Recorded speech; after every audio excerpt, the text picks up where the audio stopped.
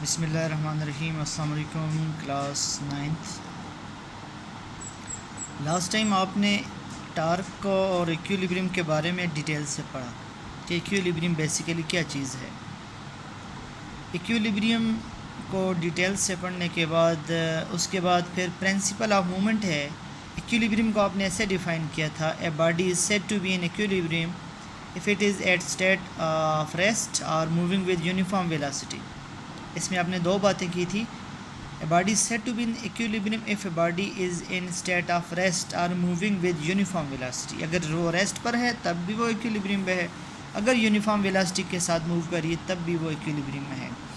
In other words, if the linear and angular acceleration of a body are zero the body is said to be in equilibrium. अगर कोई linear acceleration नहीं है, ज़ाहिर है कि linear acceleration उस वक्त नहीं होगा जब बॉडी रेस्ट पर होगी, और एंगुलर एक्सेलरेशन उस वक्त ज़ीरो होगा जिस वक्त बॉडी यूनिफॉर्म वेलोसिटी के साथ होगी, रोटेशनल मोशन भी नहीं होगी। तो ये इक्विलिब्रियम थी। इक्विलिब्रियम को हमने डिफ़ाइन किया। इक्विलिब्रियम के बाद जो प्रिंसिपल ऑफ मूवमेंट है वो ये कहता है कि sum of all the torque along clockwise of along one side of pivot point, ये पिवट पॉइंट हो गया, ठीक है, ये पिवट पॉइंट है, ये किस तरफ है, ये किस तरफ, ये पिवट पॉइंट है, must be equal to the anti clockwise torque. तो राइट साइड पर जो इक्विलिब्रियम होगा ये और लेफ़्ट साइड पर जो इक्विलिब्रियम होगा ये आपस में बराबर होंगे, इनमें कोई फ़र्क नहीं होगा। तो इक्विलिब्रियम राइट लेफ़्ट ये सब आपस में बराबर होंगे। और दूसरी बात ये कि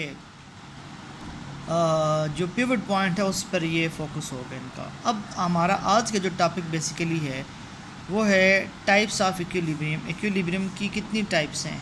types of equilibrium. With respect to the state of a body, equilibrium में be divided into two categories. चूँकि इक्विलिब्रियम ख़ुद भी बज़ात ख़ुद एक स्टेट है और उस स्टेट के हिसाब से हम इसको डिफ़ाइन करते हैं दो, एक स्टैटिक इक्विलिब्रियम है, दूसरी डायनामिक इक्विलिब्रियम है। स्टैटिक इक्विलिब्रियम और डायनामिक, ये दो टाइप्स इस हिसाब से हैं कि ए बॉडी में be in state of rest और बॉडी में be in state of uniform motion. ये स्टेट ऑफ रेस्ट को डील करेगी स्टैटिक इक्विलिब्रियम, जैसे नाम से ज़ाहिर है, और dynamic equilibrium state of motion को डील करेगी। सबसे पहले डिफ़ाइन करते हैं static equilibrium. If the combined effect of all the forces acting on a body is zero and the body is in the state of rest, then its equilibrium is termed as static equilibrium. If the combined effect of all the forces acting on a body is equal to zero, if the combined effect, देखिए force zero नहीं हो सकती। ये आपके पास table पर कुछ books पड़ी हैं, ये बुक्स देखें, इनका वेट डाउनवर्ड एक्ट कर रहा है, बुक्स का वेट डाउनवर्ड एक्ट कर रहा है और नॉर्मल फोर्स अपवर्ड एक्ट कर रही है। तो डाउनवर्ड एंड अपवर्ड इनकी एक्शन है।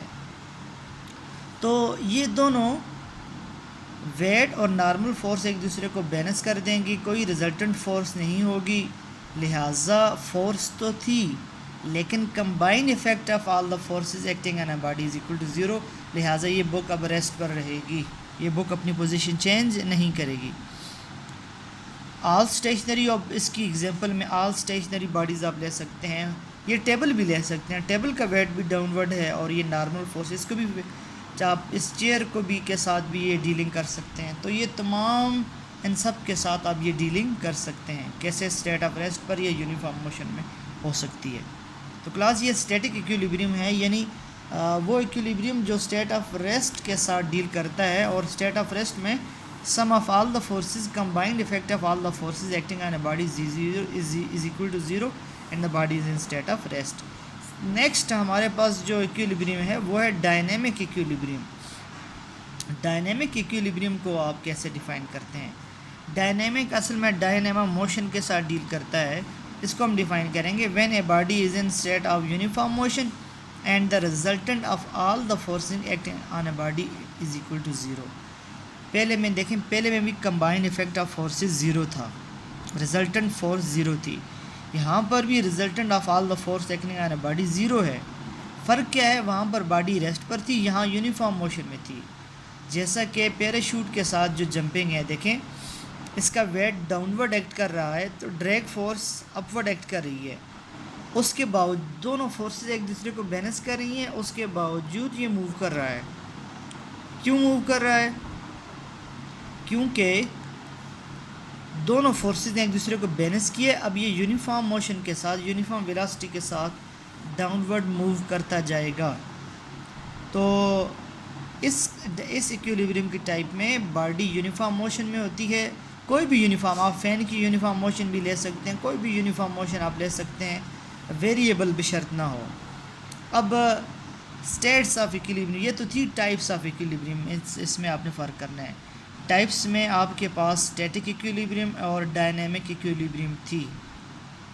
कंडीशन दो अलग हैं, first condition, second condition. States of equilibrium, there are 3 states of equilibrium.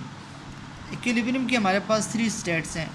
Number 1 stable equilibrium, number 2 unstable equilibrium, number 3 neutral equilibrium.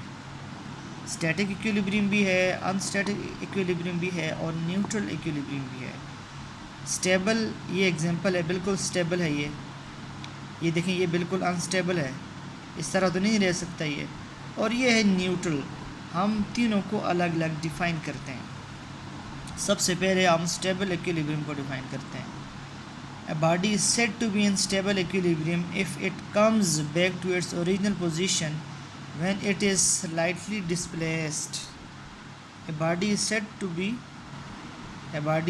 be in stable equilibrium if it comes back to its original position. वो body stable equilibrium कहलाती है जब उसको उसके point से displace किया जाए तो वो वापस अपनी पोजीशन पर आए। A body is said to be in stable equilibrium if it comes back to its original position, कि वो अपनी ओरिजिनल पोजीशन पर वापस आए। When it is slightly displaced, जब उसको उसकी जगह से स्लाइटली डिस्प्लेस किया जाता है। For example, when a body which is in stable equilibrium is disturbed its centre of gravity raised. ये देखें, ये एक ऑब्जेक्ट नीचे पड़ा हुआ था, इसका सेंटर ऑफ ग्रेविटी ये है। आपने यहाँ से इसको उठाया तो अब सेंटर ऑफ ग्रेविटी ऊपर आपने उठा लिया, सेंटर ऑफ ग्रेविटी को आपने उठा लिया, तो ये अब ये वापस आपने डिस्प्लेस तो की लेकिन वापस अपनी पोजीशन पर आएगा। ये है स्टेबल इक्विलिब्रियम। नेक्स्ट हमारे पास है unstable equilibrium. Body is said to be in unstable equilibrium if it does not come back to its original position. Stable में अपनी ओरिजिनल पोजीशन की तरफ वापस आता है, अनस्टेबल में ऑब्जेक्ट अपनी ओरिजिनल पोजीशन की तरफ वापस नहीं आता। अब देखिए, ये पेंसिल है इसका, और इसके बारे में when a body which is in unstable equilibrium is disturb its centre of gravity is load. तो अनस्टेबल में सेंटर ऑफ ग्रेविटी जो है वो कम होता है। अब देखिए, यहाँ पर ऑब्जेक्ट था, आपने इसको स्लाइडली डिस्प्लेस किया तो सेंटर ऑफ ग्रेविटी नीचे आया ना, पहले ऊपर था फिर ये नीचे आ गया, अब ये नीचे गिर जाएगा। अब ये वापस नहीं जा सकता, आपने पेंसिल को इस तरह धके दिया, ये वापस नहीं जा सकता। For example, pencil standing on its point or stick in vertically standing position.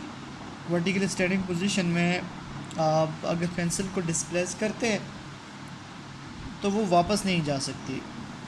Neutral equilibrium, if a body is placed in such state that if it is displaced then neither it topples over nor does it come back to its original position, then such state is called neutral. अगर आपने किसी body को इस तरह displace किया कि ना तो वो वाइब्रेशन करे, डिस्टर्ब हो, और ना ही वो अपने ओरिजिनल पोजीशन में वापस आए।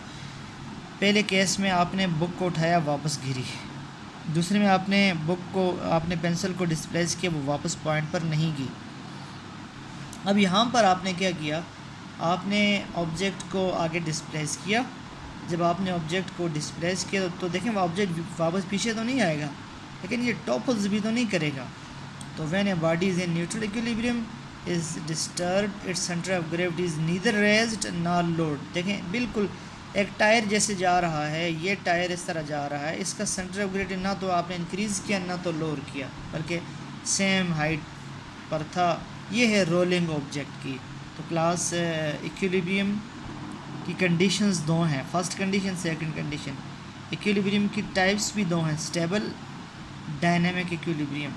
इक्विलिब्रियम की जो स्टेट्स हैं वो तीन हैं, stable equilibrium, unstable and neutral equilibrium.